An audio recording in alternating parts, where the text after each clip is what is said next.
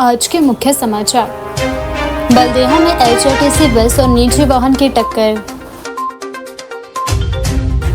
2 अगस्त तक भारी बारिश का अलर्ट। बोहू वैली हादसे पर मुख्यमंत्री ने जताया दुख। आत्मनिर्भर हिमाचल की दिशा में हिमकोस्ट की पहल। महंगाई के दौर में कम मानदेय पर नाराज पैरा वर्कर। शिक्षा मंत्री के इस्तीफे को लेकर नरेश चौहान का बयान। अनादिकालीन शिव तांडव गुफा में गूंजे हर हर महादेव के जयकारे। पेंशनरों के बकाया और डीए पर सरकार से फैसला जल्द लेने की मांग। अब समाचार विस्तार से। धर्मशाला के बोहू वैली में हुए हादसे पर मुख्यमंत्री भूपेंद्र सिंह सुक्खू ने गहरा दुख व्यक्त करते हुए कहा कि प्रदेश सरकार प्रभावित परिवारों के साथ मजबूती से खड़ी है और राहत एवं बचाव कार्यों में किसी भी प्रकार की कमी नहीं आने दी जाएगी। उन्होंने कहा कि प्रशासन को प्रभावित लोगों को हर संभव सहायता उपलब्ध करवाने के निर्देश भी दिए गए हैं और सरकार पूरी स्थिति पर लगातार नजर बनाए हुए है। मुख्यमंत्री ने कहा कि इस दुखद घटना के बाद सरकार की पहली प्राथमिकता प्रभावित परिवारों को राहत पहुँचाना और हर संभव सहयोग देना है। उन्होंने कहा कि संबंधित विभागों और जिला प्रशासन को तत्काल कार्यवाही करने के निर्देश भी दिए गए हैं ताकि प्रभावित लोगों को किसी भी प्रकार की परेशानी का सामना न करना पड़े। धर्मशाला में पत्रकारों से बातचीत के दौरान मुख्यमंत्री ने नीट परीक्षा के पेपर लीक मामले को लेकर भाजपा पर तीखा हमला बोला। उन्होंने कहा कि भाजपा नेता प्रदेश सरकार से सवाल पूछ रहे हैं कि नीट पेपर लीक मामले में क्या कार्यवाही की गई और इसकी जिम्मेदारी केंद्र सरकार तथा संबंधित राष्ट्रीय एजेंसियों की है। मुख्यमंत्री ने कहा कि उल्टा छोड़ कोतवाल को डांटे जैसी स्थिति है जिनकी केंद्र में सरकार है, उन्हें बताना चाहिए कि राष्ट्रीय स्तर की परीक्षा में पेपर लीक कैसे हुआ और इसके लिए क्या कार्यवाही की गई। उन्होंने कहा कि देश भर के लाखों विद्यार्थियों के भविष्य से जुड़े इस गंभीर मामले में जवाबदेही तय होनी चाहिए। यदि परीक्षा प्रणाली में कहीं भी गड़बड़ी हुई है तो उसकी निष्पक्ष जांच होनी चाहिए और दोषियों के खिलाफ कड़ी कार्यवाही की जानी चाहिए। मुख्यमंत्री ने कहा कि हिमाचल प्रदेश सरकार शिक्षा के क्षेत्र में सुधार के लिए लगातार कार्य कर रही है। उन्होंने कहा कि सरकारी स्कूलों और शिक्षण संस्थानों की गुणवत्ता बढ़ाने, आधारभूत सुविधाएं मजबूत करने और विद्यार्थियों को बेहतर शैक्षणिक माहौल उपलब्ध करवाने के लिए कई योजनाएं लागू की गई है। उन्होंने कहा कि सरकार पारदर्शी भर्ती प्रक्रिया और शिक्षा व्यवस्था को मजबूत बनाने के लिए प्रतिबद्ध है तथा युवाओं के हितों की रक्षा सर्वोच्च प्राथमिकता है। जब से हमारी सरकार आई है 2023-24 में 23,000 घर या तो पूर्णतया नष्ट हो गए थे, आंशिक रूप से नष्ट हुए थे। तब से मैंने 7 लाख रुपया रखा था, तो 2 साल में महंगाई भी बढ़ी है तो इसलिए 50,000 रुपया और बढ़ाया। और जिसकी गाय की मृत्यु हो गई है उसको 55,000 रुपया, जिसकी भेड़ बकरी की मृत्यु हो गई है उसको 15,000 रुपया, ये सब चीजें बढ़ाई है। और जिसकी दुकान आंशिक रूप से टूट गई है, आराम से टूटी है, उसको हमने 1 लाख रुपया देने की बात की है। तो सब प्रकार से जिसके खेत बह गया है, ये 2 करनाल का हम 10,000 रुपया खेत बहने का पैसा भी देंगे। हमारी सरकार सभी आपदा प्रभावित परिवारों के लिए खड़ी है। जिस आत्मनिर्भर हिमाचल की हमने कल्पना की थी, आप अंदाजा लगाइए, आरडीजी 8-10 हजार करोड़ करने के बाद हिमाचल अपने पैरों पर खड़ा हो रहा है, अपने संसाधन बना रहा है और आपदा प्रभावित परिवारों के लिए कोई पैसे की कमी नहीं है। अब आप बताइए कि मेरे समय में 3.5 साल में कोई पेपर लीक हुआ तो मुझे बताइए। भारतीय जनता पार्टी की 2017-22 में बीजेपी की सरकार थी, कांग्रेस तो विपक्ष में थी। पुलिस पेपर भर्ती लीक हुआ, सबऑर्डिनेट सिलेक्शन में पेपर लीक हुए, पेपर बेचे गए। जो कड़ी कार्रवाई करता है, हमने कड़ी कार्रवाई की सबऑर्डिनेट सिलेक्शन बोर्ड को। मैं मुख्यमंत्री बना ही था, मेरे पास इंफॉर्मेशन आई, मैंने भंग कर दिया। ये होती है कर्तव्य निष्ठा, जो हम अपने कर्तव्य का निर्वाह करते हैं। जब रिज के मैदान पर मैंने शपथ ली थी कि कर्तव्य निष्ठा और सत्य निष्ठा से प्रदेश की सेवा करूंगा, तो उस समय कर्तव्य निभाने का समय आया तो मैंने 4 महीने में सबऑर्डिनेट सिलेक्शन बोर्ड भंग कर दिया। और उनको जो जेल की सलाखों के पीछे आज भी है, वो जो पेपर लीक करने वाले, एक भी पेपर मेरे समय अगर कहीं लीक होने की खबर भी आती तो मैं दावे के साथ कह सकता था कि उनको जेल की सलाखों के बीच में मैं भेजता। नड्डा जी को जो इन्फॉर्मेशन दी है, गलत इन्फॉर्मेशन इनके जो यहाँ है, उन्होंने जो बीजेपी के यहाँ जो बड़े नेता है उन्होंने गलत इन्फॉर्मेशन दी है। और मेरे से एक सवाल और पूछ रहे हैं पिछले विपक्ष के नेता कि आप पेपर लीक पर आपने क्या कार्रवाई की। उल्टा चोर कोतवाल को डाल रहे हैं और मुझे बोलते हैं झूठ बोल रहे हैं। सबसे बड़े झूठे तो आप है। पेपर लीक आपके समय में हुई, पुलिस पेपर भर्ती लीक आपके समय हुआ, पेपर बिके आपके समय में, पेपर सबऑर्डिनेट सिलेक्शन बोर्ड में आपके समय में। तो ये बात कहकर गलत बात की है। तो ये नड्डा जी को पूरी इंफॉर्मेशन नहीं थी। उत्तर प्रदेश में शिक्षा व्यवस्था में व्यापक सुधार हो रहा है और हमने जो पेपर लीक हुआ उसमें हमने जनजी का, हिमाचल प्रदेश में जनजी क्या बच्चे हैं हमारे, मैं तो उनको हम बच्चे मांगते हैं, 16 से 18 साल वाले हमारे बच्चे हैं। जब उन्होंने अपना संघर्ष किया तो हम उन बच्चों के साथ कैंडल मार्च हमने उनका किया। एक बात और कहना चाहता हूँ, मैं कहूँगा, हम भारतीय जनता पार्टी के खिलाफ एक श्वेत पत्र लाने जा रहे हैं, एक कमेटी का गठन करने जा रहे हैं। जो 3.5 साल में भारतीय जनता पार्टी के समय भ्रष्टाचार हुआ है, जो पेपर लीक हुआ है, वो सब हम आप जनता की अदालत में रखने जा रहे हैं। जल्दी ही एक हमारी श्वेत पत्र व्हाइट पेपर कमेटी का गठन किया जाएगा, कैबिनेट में एक प्रस्ताव लाया जाएगा और जितने भी लोग भ्रष्टाचार में शामिल है, जितने भी लोग पिछले पेपर लीक भर्ती मामलों में शामिल है, उन सब के खिलाफ एक चार्जशीट तैयार की जाएगी और वो श्वेत पत्र चार्जशीट जो होगी वो जनता की अदालत में रखी जाएगी। किस प्रकार प्रदेश की संपदा को कौड़ियों के भाव में इन लोगों ने बेच दिया। हमारे खिलाफ तो प्रदर्शन करो, पहले 5 गुट इकट्ठे तो हो जाओ। एक गुट कहीं नारे लगा रहा है कि ये मुख्यमंत्री बनेगा, वो दूसरा बनेगा। ये लोग सोच के क्या समझे हैं? ये लोग ये सोच कर चले हैं कि जो हिमाचल की परंपरा 5 साल में बदल जाती है। परंपरा वहां बदलती है जब भ्रष्टाचार होता है, परंपरा वहां होती है जब जमीनों की खरीद फरोख्त की जाती है। अभी आपके सामने कुछ और चीजें सामने आएगी, वहां परंपरा नहीं बदली जाती। और भगवान ने अगर बदलना था तो जब हमारी सरकार के 9 MLA बिके थे तब भगवान ने बदलवा देनी थी। तब भगवान और देवी देवताओं ने हमें 6 सीटें जिता कर नहीं देनी थी। तो इस भगवान का आशीर्वाद क्या कहता है, देवी देवताओं का आशीर्वाद ये क्या कहता है कि मुझे लंबे समय तक यहाँ इस प्रदेश में रहना है। नहीं तो गिराना होता तो गिरा देते ना, 9 चले गए थे, वो तो सारे शरारती थे। ठीक है ना। अब वो बीजेपी में पूरी खलबली मचाएंगे, खुद दड़ पाएंगे और उनको लड़ाएंगे। मेरे यहाँ जो भी विधायक है एंट्री के लिए, मैं भेजना जो जाना चाहता चला जाए। हम बिके हुए राजनीति नहीं करना चाहते, हम बिकी हुई राजनीति नहीं करना चाहते कि जो बिकना वाले हैं वो चले जाएं और भी कोई राजनीतिक मंडी में बिकना चाहता है बिक जाए। पर मैं ये कहना चाहता हूँ, हमारे तो जाने वाले नहीं है, क्योंकि उनको जनता का पता है कि सबक सिखा देगी, पर हम भी खुद सबक सिखाएंगे, ये भी बता दें। दूसरा, इनकी पार्टी में जरूर हमसे संपर्क कर रहे हैं, पर हमने कहा नहीं, तुम्हारी पार्टी भ्रष्टाचारियों की पार्टी है, इसलिए हम तुमको नहीं लेंगे। तुम वहां भी आके गन डाल लोगे, हमारे यहाँ से तो चले गए ना। अब खुद वहां पा रहे हैं वो सारे। हिमाचल प्रदेश में एक बार फिर मानसून पूरी तरह सक्रिय हो गया है। भारत मौसम विज्ञान विभाग IMD के शिमला केंद्र ने प्रदेश के अधिकांश हिस्सों में 27 जुलाई से 2 अगस्त तक भारी से बहुत भारी बारिश की संभावना जताते हुए अलर्ट भी जारी किया है। मौसम विभाग के अनुसार 28 जुलाई से 31 जुलाई के बीच कई जिलों में मूसलाधार बारिश होने की प्रबल संभावना है, जबकि 27 जुलाई को भी कुछ स्थानों पर भारी वर्षा हो सकती है। लगातार सक्रिय हो रहे मानसून और पश्चिमी विक्षोभ के संयुक्त प्रभाव से प्रदेश में अगले कई दिनों तक बारिश का दौर जारी रहने की संभावना है। मौसम विभाग ने चेतावनी दी है कि लगातार होने वाली बारिश के कारण भूस्खलन, अचानक बाढ़, फ्लैश फ्लड और जल भराव, चट्टानें गिरने और नदी नालों के जलस्तर में तेजी से वृद्धि जैसी घटनाएं हो सकती है। ऐसे में प्रशासन और आम लोगों को विशेष सतर्कता बरतने की सलाह दी गई है। मौसम विशेषज्ञ के अनुसार इस समय मानसून ट्रफ सामान्य स्थिति से उत्तर की ओर सक्रिय है और इसके साथ पश्चिमी विक्षोभ का भी प्रभाव बना हुआ है।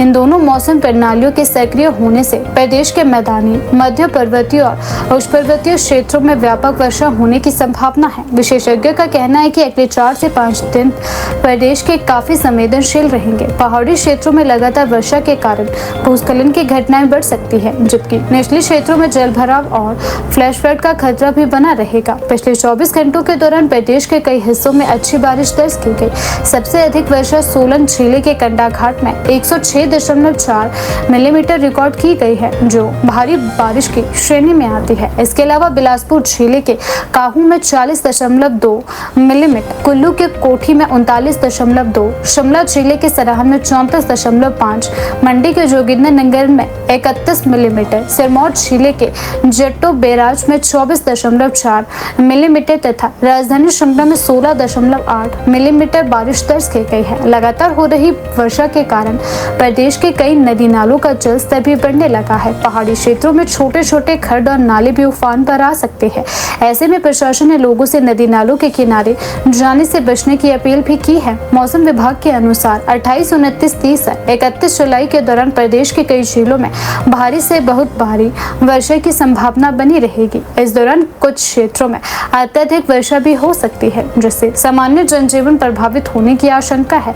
विशेष रूप से शिमला, सोलन, सिरमौर, मंडी, कुल्लू, कांगड़ा और चंबा, बिलासपुर, हमीरपुर और ऊना सहित कई जिलों में बारिश का असर अधिक रहने का अनुमान है। पर्वतीय क्षेत्रों में यात्रा करने वाले पर्यटकों और स्थानीय लोगों को अतिरिक्त सावधानी बरतने की सलाह भी दी गई है। लगातार बारिश के चलते प्रदेश के संवेदनशील क्षेत्रों में भूस्खलन की आशंका काफी बढ़ गई है। कई राष्ट्रीय और राज्य राजमार्गों पर मलबा आने से यातायात प्रभावित हो सकता है। मौसम विभाग ने चेतावनी दी है कि अचानक आने वाली बाढ़, फ्लैश फ्लड, छोटे नालों और खड्डों में तेजी से जल स्तर बढ़ सकता है। प्रशासन ने लोगों से आग्रह किया है कि वे नदी नालों के किनारे जाने से बचें और बारिश के दौरान अनावश्यक यात्रा न करें। विशेष रूप से रात के समय पहाड़ी मार्गों पर वाहन चलाते समय अतिरिक्त सावधानी बरतने की सलाह भी दी गई है। प्रदेश में इन दिनों बड़ी संख्या में पर्यटक पहुंच रहे हैं।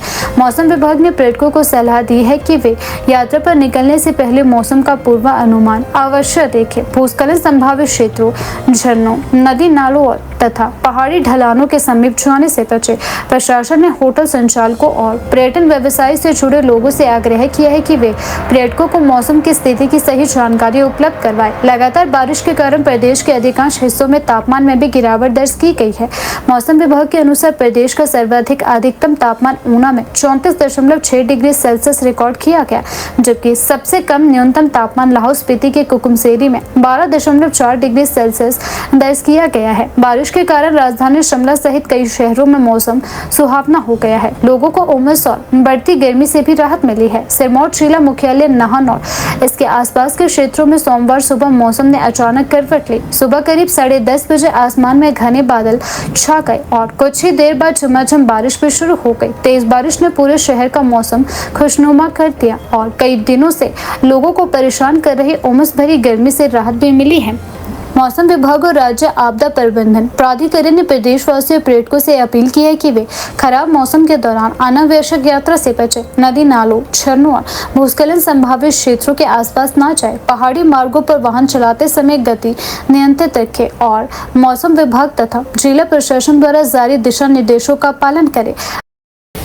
मुख्यमंत्री के मीडिया सलाहकार नरेश चौहान ने सोमवार को शिमला सचिवालय में मीडिया से बातचीत करते हुए केंद्रीय शिक्षा मंत्री धर्मेंद्र प्रधान के इस्तीफे की मांग को लेकर केंद्र सरकार पर तीखा हमला बोले। उन्होंने कहा कि देश भर के लाखों छात्र छात्राओं से जुड़े मुद्दे पर केंद्र सरकार ने समय रहते संवेदनशीलता नहीं दिखाई, जिसके चलते आंदोलन लगातार बढ़ता गया। नरेश चौहान ने कहा कि यह केवल किसी एक परीक्षा या एक संगठन का मामला नहीं था, बल्कि लगभग 23 लाख छात्र छात्राओं और उनके परिवारों के भविष्य तथा शिक्षा व्यवस्था से जुड़ा गंभीर विषय था।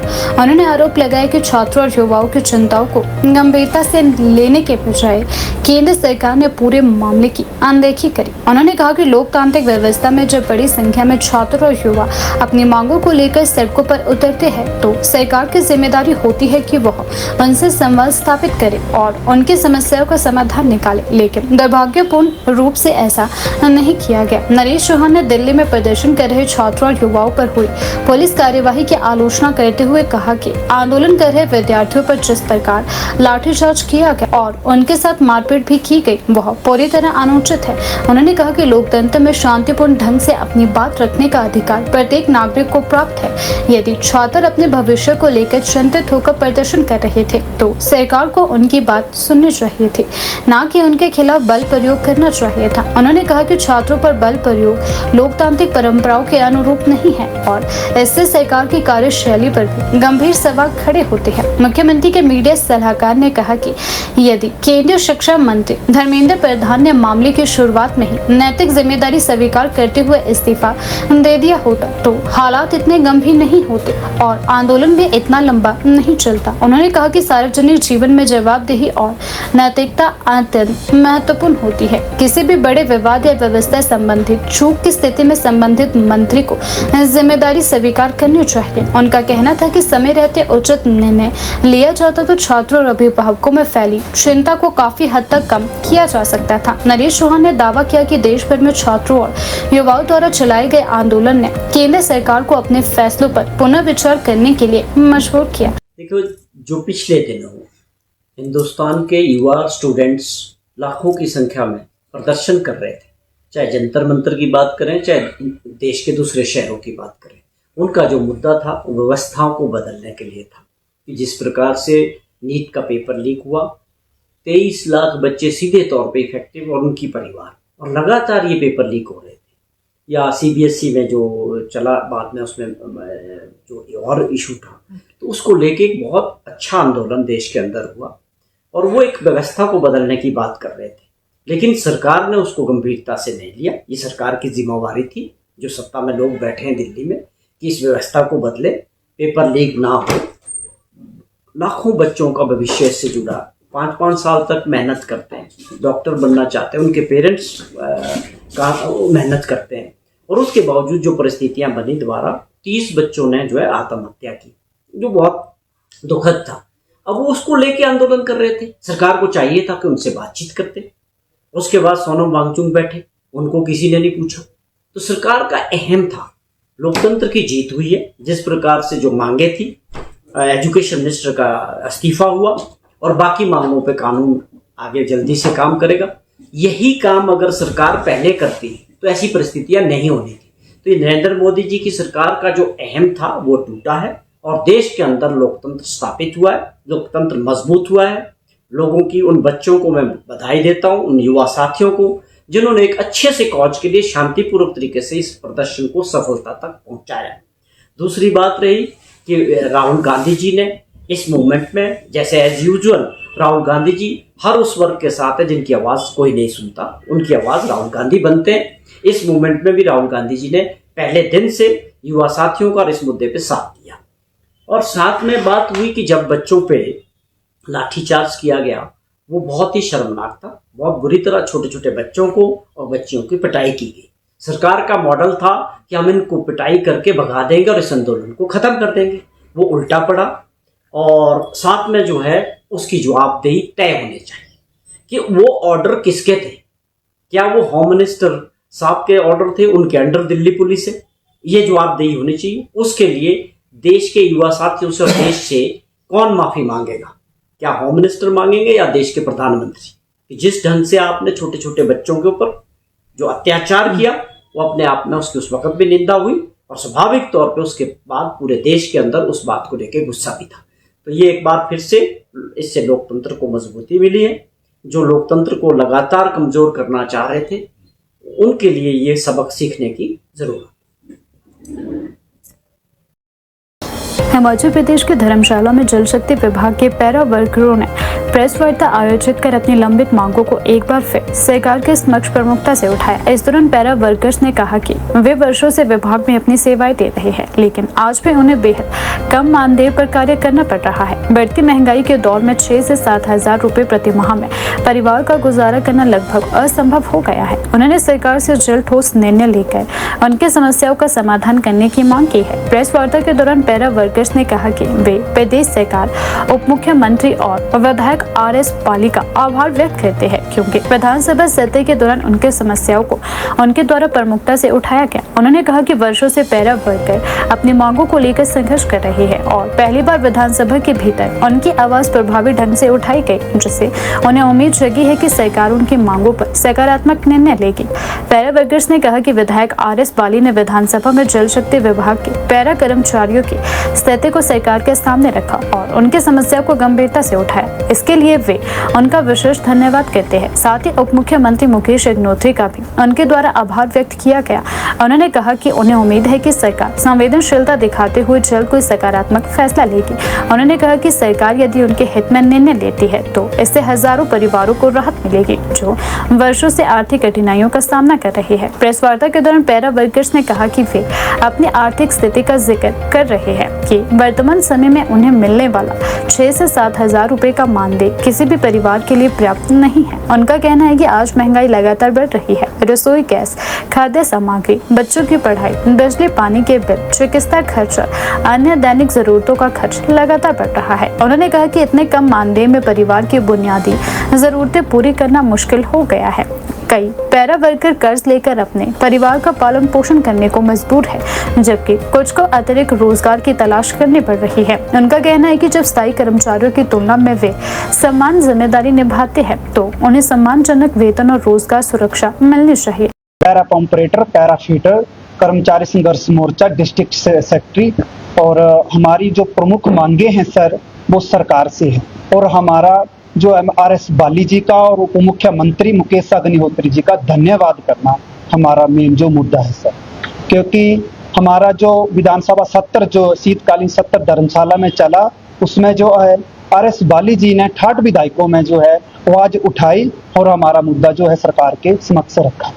तो आप भी हम आपका भी दिल से धन्यवाद करते हैं सर और RS बाली जी का और उप मुख्यमंत्री मुकेश अग्निहोत्री जी का, जिन्होंने हमारी मांगों को जो विधानसभा शीतकालीन सत्र में रखा और जोरों शोरों से रखा, जैसे ऐसे रखा कि सरकार को हमारी बातें जो है मानने पड़ गई और सरकार ने हमारी नोटिफिकेशन 8+2 की कर दी। परंतु अब हमारी सरकार से मांग है कि हमारी पॉलिसी को 6+2 की जाए, जिससे कि हमारी रोजी जो है रोटी चल सके, क्योंकि आजकल जमाने के हिसाब से आप खुद ही देख सकते हैं, सरकार को भी पता है और 6 या 7-8 हज़ार से कुछ भी नहीं होता और सरकार से हमारी गुंजाइश है कि हमारी मांगों को वो पूरा करेंगे। और मैं RS बाली नगरोटा बगुआ के विधायक का दिल से धन्यवाद करता हूं, क्योंकि उन्होंने जो है हमारा मुद्दा जो सरकार तक पहुंचाया और हमारी नोटिफिकेशन जो है करवाई, जिसके हमारे जो है 121 ऑपरेटर जो है अब इस पॉलिसी के तहत जो है वो फीटर ऑपरेटर वो लाभ जो है उठाएंगे। तो वो सभी जो हमने बाली साहब का धन्यवाद करते हैं, इसलिए हमने प्रेस कॉन्फ्रेंस जो रखी थी मांगी है। पहले हमारी 6+2 की पॉलिसी और हमारा मिनिमम बेसिक, क्योंकि 6 या 7 हज़ार से कुछ नहीं बनता है आज के ज़माने में सर। और हम जो है सरकारी कर्मचारी से पहले आते हैं और बाद में जाते हैं और 18-18 घंटे जो है हमारे ऑपरेटर और फीटरों से साइट पर जो काम लिया जाता है और हम दिल से काम करते हैं तो और निचले दबके पर काम करते हैं और निचले दबके के हम कर्मचारी हैं। तो हमारी सरकार से मांग है कि हमारी मांगे जो जायज़ मांगे हैं और अग्निहोत्री जी ने अपने सम्मेलन रौली में बताया है कि पंप ऑपरेटर और फीटरों की ये जो जायज मांगे हैं और इनको सरकार पूरा करे। अब इसमें ये आएगा कि जो हमारे काफी एज के जो ऑपरेटर और फीटर हैं तो उनको जो है OPS का लाभ मिल जाएगा, ये है हमारी मांग। क्योंकि कुछ हम तो कम एज के हैं, कुछ हमारे ऑपरेटर और फीटर है जो उनकी एज जो है वो 40-50 के आसपास, तो जैसे OPS का पैरा कर्मचारी जो है, पैरा फीटर और पैरा पंप ऑपरेटर जो है, ये टेक्निकल फील्ड के एजुकेशन करके सिलेक्ट हुए होते हैं। 2 साल इन्होंने ITI में लगाए होते हैं। तो 8 और +2 की जो पॉलिसी है 2 साल कम करके सरकार जो इसे 6+2 की बनाए, ताकि हमें कहीं ना कहीं इसका लाभ मिले। सरकार जो कॉमन कैडर बना रही है मल्टीपर्पज की तरह, तो हम तो उसी चक्की में पिस जाएंगे। तो मेरी सरकार से विनती है कि टेक्निकल का जरा ध्यान रखे। तो इसके लिए मैंने सरकार से ये हमारी प्रमुख मांग रहेगी सर। हिमाचल प्रदेश में आत्मनिर्भरता की अवधारणा को मजबूत करने और भारतीय अर्थव्यवस्था में प्रदेश की भागीदारी को बढ़ाने के उद्देश्य से शिमला स्थित सचिवालय में हेमकोस्ट के आत्मनिर्भर यात्रा हिमाचल चैप्टर वर्षा का विशेष कार्यशाला का आयोजन किया गया। कार्यशाला में विज्ञान एवं प्रौद्योगिकी, नवाचार, उद्यमिता, स्थानीय संसाधनों के बेहतर उपयोग तथा आर्थिक विकास से जुड़े विभिन्न विषयों पर विस्तार से चर्चा की गई। कार्यशाला में Himachal Pradesh council for science, technology and environment HIMCOSTE के संयुक्त सदस्य सचिव डॉक्टर सुरेश अत्रे ने संबोधित करते हुए कहा कि आत्मनिर्भर भारत का सपना तभी साकार होगा जब प्रत्येक राज्य अपने स्थानीय संसाधनों, वैज्ञानिक अनुसंधान, नवाचार और कौशल विकास का प्रभावी उपयोग करते हुए अपनी आर्थिक क्षमता को मजबूत बनाएगा। उन्होंने कहा कि हिमाचल प्रदेश के पास प्राकृतिक संसाधनों, कृषि, बागवानी, औषधीय पौधों, पर्यटन और जैव विविधता के रूप में अपार संभावनाएं हैं, जिन्हें आधुनिक विज्ञान और तकनीक के माध्यम से नई दिशा दी जा सकती है। डॉक्टर अत्रे ने कहा कि हिमकॉस्ट लगातार ऐसी योजनाओं और कार्यक्रमों पर कार्य कर रहा है जिनसे विज्ञान और तकनीक का लाभ आम लोगों तक पहुंचे। उनका कहना था कि केवल अनुसंधान तक सीमित रहने के बजाय वैज्ञानिक उपलब्धियों को उद्योग, कृषि, शिक्षा, ग्रामीण विकास से जोड़ना समय की आवश्यकता रहता है। उन्होंने कहा कि भारत की अर्थव्यवस्था को मजबूत बनाने में राज्यों की भूमिका अत्यंत महत्वपूर्ण है। यदि स्थानीय स्तर पर नवाचार को बढ़ावा दिया जाए। देखिए, ये आत्मनिर्भर यात्रा Himachal technology board of India के साथ यहाँ पे ऑर्गेनाइज कर रहे हैं हिमकॉस्ट की तरफ से। हमारे मिनिस्टर इंचार्ज माननीय मुख्यमंत्री जी हैं साइंस टेक्नोलॉजी के, और जब भी रिव्यू मीटिंग होती है और जब भी वो रिव्यू मीटिंग लेते हैं, उनका एक बहुत बड़ा पॉइंट जो है वो हमेशा रहता है कि हमें किस तरह से जो हमारे साइंस टेक्नोलॉजी में बच्चे इंटरेस्ट रखते हैं, इनोवेशंस करते हैं, उसको किस तरह से हम आगे जो है कमर्शियलाइजेशन की तरफ, जो इनोवेशंस को है, इन आइडियाज़ को जो है हम बिजनेस की तरफ किस तरह से मोटिवेट कर सकते हैं ताकि हमारी इकोनॉमी का इसका पूरा बेनिफिट मिले, उनके प्रोजेक्ट आइडियाज़ का। आज के इस कार्यक्रम में सभी रिसर्च इंस्टीट्यूशंस की तरफ से रिसर्चर्स, चाहे वो IITs हैं, चाहे वो NIT है, चाहे हमारी जितनी भी प्रदेश के अंदर यूनिवर्सिटी हैं, 16 से 17 यूनिवर्सिटीज़ काम कर रही हैं, तो जितने भी साइंस टेक्नोलॉजी से रिलेटेड जो बच्चे हैं वो जो रिसर्च कर रहे हैं, उनके पास डिफरेंट प्रोजेक्ट आइडियाज़ हैं। उन प्रोजेक्ट आइडियाज़ को किस तरह से कंसेप्ट से कमर्शियलाइजेशन की तरफ ले जाना है, उसके ऊपर आज यहाँ पे चर्चा की जा रही है। क्योंकि सबसे बड़ा जो चैलेंज रहता है वो फंडिंग का रहता है इन बच्चों को, कि उनको फंडिंग नहीं हो पाती है, तो इन आइडियाज़ को हम, रिसर्च को हम जो है वो कमर्शियलाइजेशन की तरफ या इंडस्ट्री बड़ा शेप नहीं दे पाते हैं, उनको एक स्टार्टअप को हम एक अच्छा बूस्ट नहीं दे पाते हैं। आज का ये कार्यक्रम जितने भी फंडिंग पार्टनर्स हमारे हैं और जितनी भी इंडस्ट्रीज़ हैं जो इंटरेस्टेड हैं डिफरेंट प्रोजेक्ट आइडियाज़ को, नए इनोवेटिव आइडियाज़ को साथ में लेने के लिए, उन सबको हमने यहाँ पे हिमकॉस्ट की तरफ से आमंत्रित किया है। और इसकी जो आज ये जितने भी बच्चे ये चैलेंजेस फेस करते हैं वो अपनी बातें अपनी साथ में रखेंगे। गवर्नमेंट ऑफ इंडिया से technology board of development board जो इंडिया का है, गवर्नमेंट ऑफ इंडिया का, मिनिस्ट्री ऑफ साइंस टेक्नोलॉजी के अंदर, उसके भी बड़े अधिकारी जो हैं वो सब यहाँ पे आए हैं कि किस तरह की फंडिंग फैसिलिटीज़ जो है इन बच्चों के लिए अवेलेबल है, अपॉर्चुनिटीज़ अवेलेबल हैं, और उनके प्रोजेक्ट आइडियाज़ को जो उन्होंने पेटेंट अपने नाम पे करवा रखे हैं या जो भी उनके दिमाग में जो प्रोजेक्ट आइडियाज़ हैं, उनको किस तरह से फंडिंग देके उनको इंक्यूबेट करके हम स्टार्टअप का रूप देके बड़ी इंडस्ट्री में किस तरह से ले जाएं। तो ये कोलैबोरेटिव एक पूरा का पूरा कार्यक्रम है, और हम ये समझते हैं कि आने वाले समय में हम कुछ कोर आइडियाज़ आगे लेकर जो प्रदेश में माउंटेनियस रीजन से, जो ग्रामीण क्षेत्र से जो हमारे बच्चे हैं, रिसर्चर्स हैं, उनको अच्छी अपॉर्चुनिटी मिले और वो पूरी आगे जो पूरे इकोसिस्टम को, पूरी इकोनॉमी को, हमारे चाहे वो हमारी सोसाइटी के लिए बेनिफिट हो, हमारे टूरिज्म सेक्टर के लिए बेनिफिट हो, चाहे एग्रीकल्चर सेक्टर के लिए बेनिफिट हो, चाहे हॉर्टिकल्चर के लिए बेनिफिट हो, इन प्रोजेक्ट आइडिया से पूरा का पूरा फ़ायदा सभी को। तो क्या फ़ायदा रहेगा? जी, मेरा नाम अर्जुन शर्मा है और हमारा प्रोजेक्ट है AI + IoT based landsliding monitoring system, जिससे हम ग्राउंड डाटा को कलेक्ट करके और उस पर AI machine learning data science लगा के चीज़ों को प्रेडिक्ट करते हैं। जी, ये IIT मंडी का प्रोजेक्ट है जो कि इंटीओट्स प्राइवेट लिमिटेड सर्विसेज नाम की कंपनी है, उसके अंडर रजिस्टर्ड है। और इसमें हमारे director professor Varun Dutt, professor KV Uday और सीनियर बिजनेस मैनेजर चंदन वैद्य, ये ऐसी टीम है और काफ़ी टीम है जिसके पीछे काम कर रही है। जी, हमारा जो AI based IoT learning system है, ये बेसिकली 12 पैरामीटर्स को कलेक्ट करता है, जैसे कि temperature, humidity, acceleration, gyroscope movement, antecedent rainfalls, soil moisture, मतलब 12-13 पैरामीटर्स हैं जिसको हम अलग अलग प्रकार के सेंसर से कलेक्ट करते हैं रियल टाइम। हर 10 मिनट के बाद हमारे सेंसर पे और हमारे डेटाबेस पे रीडिंग आती है। वो हम डेटा को कंटिन्यूस मॉनिटर करते हैं कि कोई हलचल नहीं हो रही, कोई मॉइस्चर तो नहीं बढ़ रहा, या हमारी कोई प्रीवियस वार्निंग है। इसके हिसाब से सारी कैलकुलेशन हम करके हम वार्निंग्स, अर्ली वार्निंग्स या मॉनिटरिंग और प्रेडिक्शंस की राह पे काम कर रहे हैं। जी, ऐसा बिल्कुल हो सकता है। इसके लिए हमें एक प्रॉपर टेक्निकल इकोसिस्टम बनाना पड़ेगा कि जैसे फॉर एग्जांपल आपने अभी पांगी में हादसे की बात करी है, तो वहाँ पर कोई अर्ली वार्निंग सिस्टम नहीं है उस पूरी रोड मार्ग में मैं कहूँगा। तो हमें पहले अभी फर्स्ट लेवल पे है, मैं बेसिकली बोलूँगा अभी हमें डेटा को कलेक्ट करना पड़ेगा, अभी हमें स्केल करना पड़ेगा अपने प्रोजेक्ट को कि हमारा जो सिस्टम है वो हिमाचल के कोने कोने पे लगे, तभी हम इकोसिस्टम बना पाएंगे कि हमारे पास कॉन्टीन्यूस डेटा आएगा, चीज़ें आएंगी, हम समझेंगे। अभी हमारे पास हमारे सिस्टम जो है हिमाचल के हिसाब से बहुत कम है। तो मैं चाहता हूँ कि जितने ज़्यादा सिस्टम्स होंगे उतनी ज़्यादा डेटा होगा और उतनी बेहतर हम AI मशीन लर्निंग और उस पर चीज़ें लगा पाएंगे। श्रावण मास के दूसरे सोमवार के पावन अवसर पर धार्मिक नगरी कुनिहार स्थित ऐतिहासिक एवं अनादिकालीन शिव तांडव गुफा में श्रद्धा और आस्था का अद्भुत संगम देखने को मिला।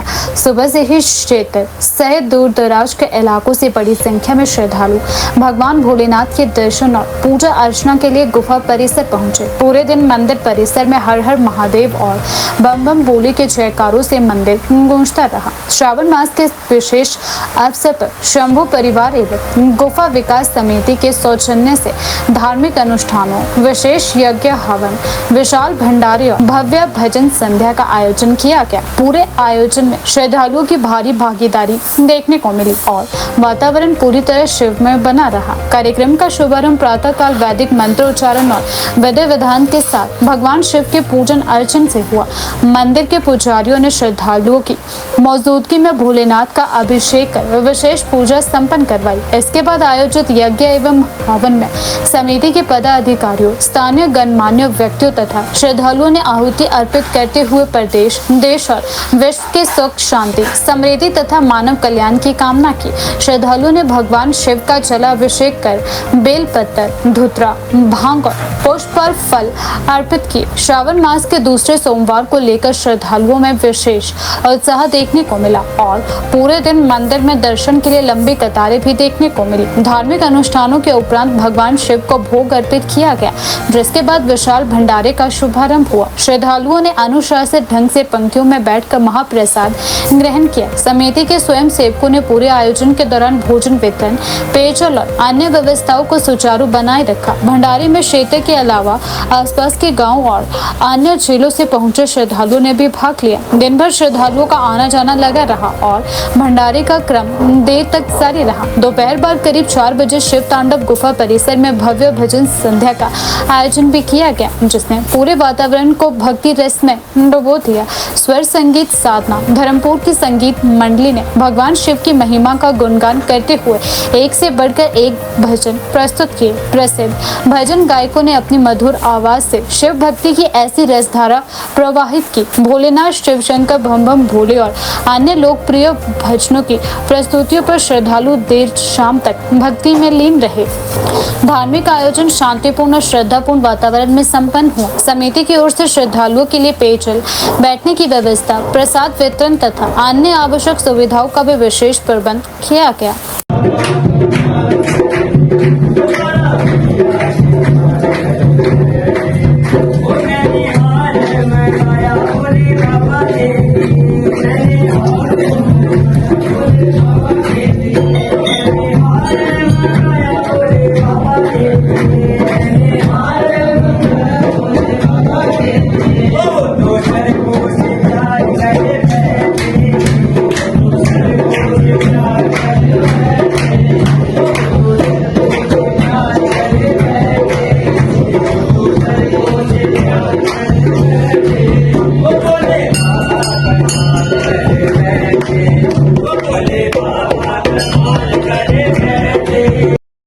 शिमला जिले के ग्रामीण क्षेत्र बल्देहा में सोमवार सुबह एक सड़क दुर्घटना के बाद यातायात व्यवस्था पूरी तरह चरमरा गई। सुबह करीब 8 बजे हिमाचल पथ परिवहन निगम HRTC की एक बस और एक निजी वाहन के बीच आमने सामने जोरदार टक्कर हो गई। हादसे के तुरंत बाद सड़क पूरी तरह अवरुद्ध हो गई और दोनों ओर वाहनों की लंबी कतारें लग गई। करीब 1 घंटे से अधिक समय तक सड़क बंद रहने के कारण सैकड़ों यात्रियों को भारी परेशानियों का सामना करना पड़ा। हालांकि राहत की बात यह रही कि दुर्घटना में किसी भी प्रकार की जनहानि या गंभीर रूप से घायल होने की सूचना प्राप्त नहीं हुई है। प्राप्त जानकारी के अनुसार सोमवार सुबह HRTC की बस अपने नियमित रूट पर यात्रियों को लेकर जा रही थी।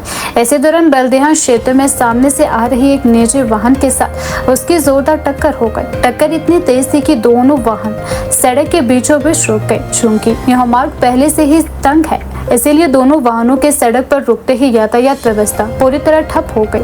हादसे के कुछ ही मिनटों के भीतर सड़क के दोनों ओर छोटे और बड़े वाहनों की लंबी कतारें देखने को मिली। HRTC बस, निजी वाहन, स्कूल बसें, टैक्सियां और मालवाहक वाहन और दोपहिया वाहन जाम में फंस गए। कई लोग समय पर अपने कार्यालय तक नहीं पहुंच सके, जबकि स्कूली बच्चों को भी काफी देर तक सड़क पर ही इंतजार करना पड़ा।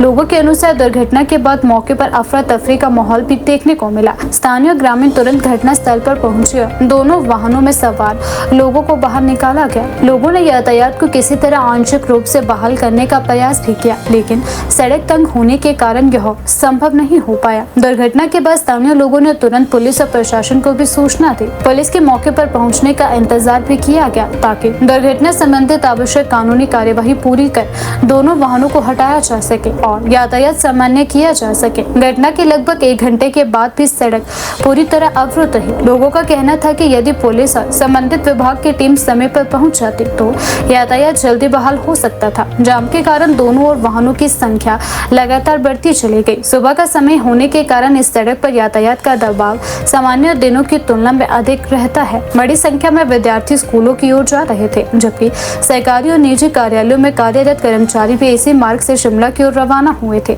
सड़क बंद होने के कारण कई लोग समय पर अपने गंतव्य तक नहीं पहुंच पाए। कुछ विद्यार्थियों को अपने स्कूल तक पहुंचने के लिए पैदल ही आगे जाना पड़ा, जबकि कई अभिभावक बच्चों के साथ सड़क खुलने का इंतजार करते रहे। कार्यालय जाने वाले कर्मचारियों को भी देर होने के कारण परेशानी झेलनी पड़ी। स्थानीय लोगों के अनुसार इस मार्ग से कई मरीज उपचार के लिए शिमला और अन्य स्वास्थ्य संस्थानों की ओर भी जाते हैं। सड़क बंद होने से मरीजों और उनके परिजनों को भी कठिनाइयों का सामना उठाना पड़ा। हालांकि किसी आपातकालीन एम्बुलेंस के जाम में फंसने की सूचना नहीं मिली, लेकिन लोगों ने चिंता जताई है कि यदि ऐसी स्थिति होती है तो गंभीर समस्या खड़ी भी हो सकती है। दुर्घटना में बस और निजी वाहन दोनों को नुकसान पहुंचा है। बस के अगले हिस्से और निजी वाहन के सामने वाले हिस्से को क्षति पहुंची है। हालांकि बस में सवार सभी यात्री सुरक्षित है और निजी वाहन में बैठे लोगों को भी गंभीर चोटें नहीं आई है। स्थानीय लोगों ने राहत की सांस ली कि हादसा बड़ा रूप नहीं ले सका। घटना के बाद स्थानीय ग्रामीणों ने बल्देहा मार्ग की स्थिति पर भी चिंता जताई है। उनका कहना है कि यह सड़क कई स्थानों पर बेहद तंग है और तीखे मोड़ों के कारण सामने से आने वाले वाहनों का समय पर अनुमान लगाना मुश्किल हो जाता है। यही कारण है कि इस मार्ग पर समय समय पर छोटी बड़ी दुर्घटनाएं होती रहती हैं। ग्रामीणों का कहना है कि सड़क पर यातायात लगातार बढ़ रहा है, लेकिन सड़क की चौड़ाई वर्षों से जस की तस बनी हुई है। उन्होंने सरकार और लोक निर्माण विभाग से मांग की है कि इस सड़क का चौड़ीकरण किया जाए। स्थानीय लोगों ने कहा है कि दुर्घटना के बाद राहत एवं यातायात बहाली के लिए तुरंत व्यवस्था विकसित की जानी चाहिए ताकि इस प्रकार की घटनाओं में लोगों को घंटों जाम में ना फंसना पड़े। हिमाचल प्रदेश पेंशनर संयुक्त संघर्ष समिति के अतिरिक्त महासचिव भूपराम वर्मा ने मुख्यमंत्री सुखविंदर सिंह सुक्खू से 13 मई 2026 को सचिवालय में हुई बैठक में लिए गए निर्णय को समयबद्ध तरीके से लागू करने की मांग की है। सोमवार को शिमला में आयोजित पत्रकार वार्ता में उन्होंने कहा कि मुख्यमंत्री की मौजूदगी में 18 पेंशनर संगठनों के प्रतिनिधियों के साथ हुई बैठक में यह निर्णय लिया गया था कि हिमाचल प्रदेश के पेंशनरों को छठे वेतन आयोग की देनदारी के तहत 40% बकाया राशि के भुगतान संबंधी अधिसूचना 31 जुलाई 2026 तक जारी की जाएगी। भूपराम वर्मा ने कहा कि संयुक्त संघर्ष समिति को अभी भी प्रदेश सरकार से सकारात्मक उम्मीद है और विश्वास है कि 31 जुलाई से पहले इस संबंध में अधिसूचना जारी कर दी जाएगी। उन्होंने यह भी उम्मीद जताई है कि 15 अगस्त 2026 को प्रदेश सरकार पेंशनरों के लिए महंगाई भत्ते DA की 2 लंबित किश्तों की घोषणा भी करेगी। उन्होंने कहा कि प्रदेश के लाखों पेंशनरों ने वर्षों तक सरकारी सेवा देकर राज्य के विकास में योगदान दिया है। ऐसे में उनके वीटीओ अधिकारों से जुड़े निर्णयों को और अधिक लंबित नहीं रखा जाना चाहिए। उन्होंने कहा कि सरकार द्वारा बैठक में जो आश्वासन दिया गया था उसे समय पर पूरा किया जाना चाहिए ताकि पेंशनरों में विश्वास बना रहे। उन्होंने कहा कि पेंशन किसी अतिरिक्त सुविधा की मांग नहीं बल्कि उन्हें वही लाभ मिलना चाहिए जो सरकार पहले से ही स्वीकार कर चुकी है। पत्रकार वार्ता में भूपराम वर्मा ने पेंशनरों के लंबित मेडिकल बिलों का मुद्दा भी उठाया। उन्होंने कहा कि सरकार ने मेडिकल प्रतिपूर्ति के लिए सभी प्रशासनिक सचिवों, विभागाध्यक्षों तथा डीडीओ को बजट आवंटित कर दिया है, लेकिन इसके बावजूद धरातल पर पेंशनरों के खातों में भुगतान नहीं पहुंच रहा है। उन्होंने कहा कि कई वरिष्ठ नागरिक इलाज पर अपने जीवन भर की बचत खर्च करने को मजबूर है और भुगतान में हो रही देरी उनके लिए गंभीर चिंता का विषय है। प्रेस कॉन्फ्रेंस की थी और उसके माध्यम से हमने हिमाचल प्रदेश के मुख्यमंत्री आदरणीय सुखविंदर सिंह सुक्खू जी को यह अपील की थी कि हमारा जो प्रदर्शन 6 महीने पहले से चल रहा था, आपने 2 बड़ी मीटिंग हमारे साथ की और लास्ट में 23 मई को जो की थी सचिवालय में, उसमें जो फैसले हुए थे सुरेश ठाकुर जी की अध्यक्षता में, जो 18 हमारे बड़े पेंशन के संगठन थे, उसमें यह सहमति बनी थी कि 6ठे वेतन आयोग के जो देनदारियां थी, जिसमें 40% देनदारियां देने का वायदा 31 जुलाई 2026 को किया गया था, उसके लिए हमारे हिमाचल प्रदेश के पेंशनर्स बेसब्री से इंतजार कर रहे हैं और हम लगातार तब से लेकर 10-15 दिन के बाद रोज फाइनेंस डिपार्टमेंट के चक्कर लगा रहे हैं और माननीय मुख्यमंत्री से भी मिलने का प्रयास 1-2 बार किया। और उसके अलावा जो 15% की जो हमारी डीए की किस्त है, उसमें से 2% 2 किस्तें 15 अगस्त 2026 को देने के लिए भी उन्होंने जो वायदा किया था, हम दोबारा अपील करते हैं, रिक्वेस्ट करते हैं कि अब केवल 4 दिन उस वायदे के रह गए हैं और परीक्षा ना हमारी ली जाए। यह मेरा जॉइंट एक्शन कमेटी की तरफ से कहना है। हम पूरे प्रदेश के ब्लॉक के जिला के भ्रमण पर हैं, लगातार हमारी मीटिंग्स हो रही है और वहां आक्रोश इतना ज्यादा बढ़ रहा है कि हमारे को जवाब देना मुश्किल हो रहा है कि आप तो धन्यवाद ही करते रहे। धन्यवाद हमने किया था जो मेडिकल रिम्बर्समेंट के बिल्स के लिए जो फंड्स दिए थे, उसके लिए हमने धन्यवाद भी किया। जो 5-6 डिमांड्स हमारी जिसमें काम शुरू हुआ है उसके लिए दिया, पर मेन हमारा फोकस जो है 1/1/16 से 31/1/2022 की जो देनदारियां है उस पर है।